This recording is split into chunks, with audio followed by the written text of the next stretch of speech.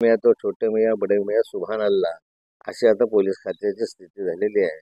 मग गृहमंत्र्यांनी ऊर्जा मंत्र्यांनी जे एकच खातं दोन्ही खाते एकाच मंत्र्याकडे म्हणजे फडणवीस साहेबांकडे आहे त्यांनी याच्याकडे लक्ष देण्याची आवश्यकता आहे.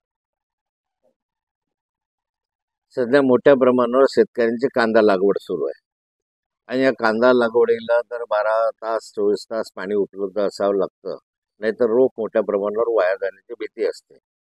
आणि त्याच्या बरोबरीला आता नव्यानं गहू लागवड झालेली आहे, हरभरा लागवड झाली आहे, करडईची आहे, धानाचे धान्य आपल्या कोथिंबीरची लागवड आहे, मक्याची लागवड आहे, नवीन ज्वारीची लागवड सुरू आहे.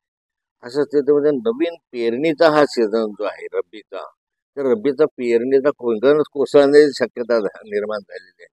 आणि सरकार उदासीन आहे.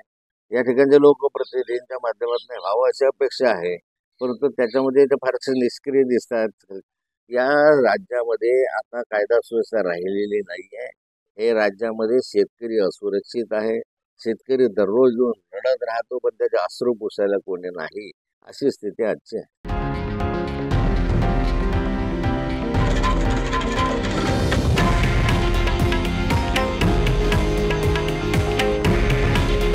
हे आहे देशातील नंबर 1 न्यूज नेटवर्क आणि आपण पाहत आहात TV9 मराठी.